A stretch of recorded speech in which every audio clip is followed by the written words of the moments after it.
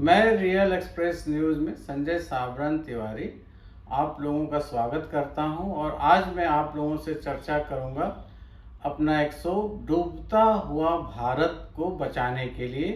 उस शो का नाम है डूबता भारत बचाएं।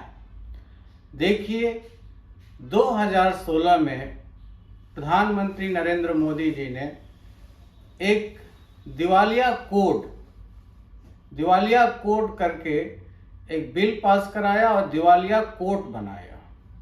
नरेंद्र मोदी जी आए थे ये कहते हुए कि सूरज को उगाएंगे, उगते हुए सूरज को दिखाएंगे, लेकिन उन्हें डूबते हुए सूरज के लिए एक कोर्ट की व्यवस्था की। 8 साल पहले हम सब हर शहर में सुनते थे कि एक ब्रांड एम्बेसडर आया है और एक नया शोरूम खुला है, एक नई कंपनी खुली है, एक नई कंपनी के लिए एक प्रोग्राम हो रहा है। लेकिन पिछले 8 साल में हम लोग क्या देख रहे हैं?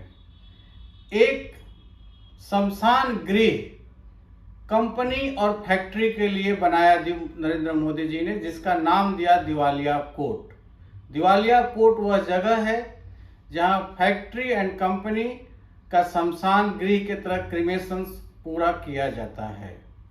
आज भारत में हर क्षेत्र की कंपनी, लैंडको, रिलायंस कैपिटल, कंस्ट्रक्शन में जेपी एसोसिएट्स, सुपरटेक, यूनिटेक्स जैसे हजारों कंपनियां, 24 लाख करोड़ की इन्वेस्ट की हुई कंपनियां दिवालिया कोर्ट के अंदर लाइन लगाई हुई हैं।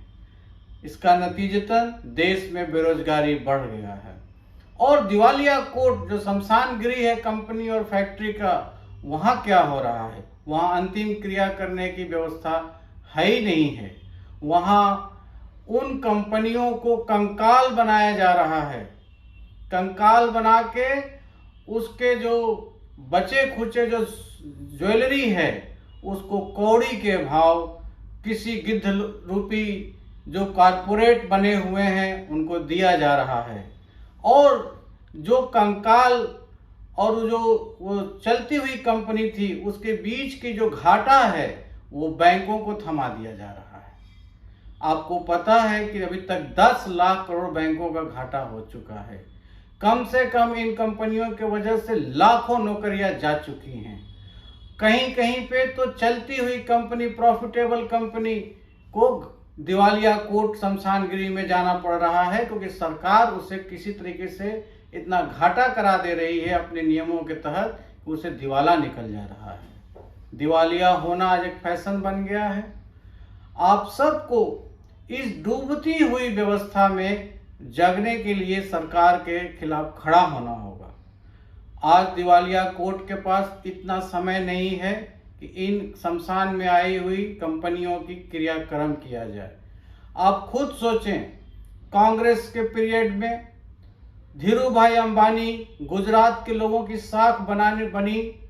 वहाँ हर क्षेत्र में, चाहे कवास, हजीरा, सूरत जिसको कहते हैं, और हर जगह पे, और जो कोस्टल एरिया है, बहुत सारी कंपनियां बनाई गई और वहाँ सब लोगों ने रोजगार के लिए जाना शुरू किया। आज वहाँ बंद चिमनियाँ दिखती हैं। धीरूभाई अंबानी की ही एक हाथ अनिल अंबानी की रिलायंस कैपिटल, रिलायंस कम्युनिकेशन दिवालिया के कगार में 8 साल से नंगा होकर नाच रही है।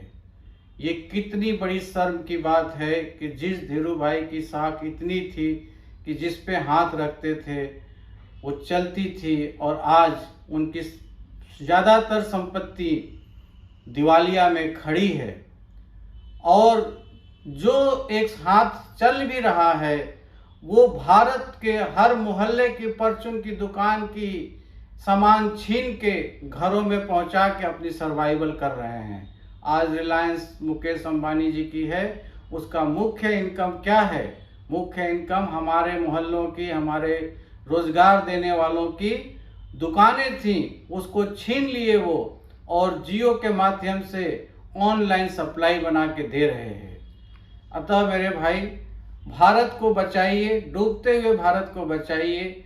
आज बैंक डूब रहा है, दिवालिया में बैंक खड़ी पड़ी है, एनबीएफसी खड़ी पड़ी है, सीमेंट इंडस्ट्री खड़ी पड़ी है, स्टील इंडस्ट्री खड़ी पड़ी है, इसके बाद आपका बिल्डर्स खड़े पड़े हैं, मकान बनाने वाले सारे खड़े पड़े हैं, सब दिवालिया में लाइन लगाए हुए हैं।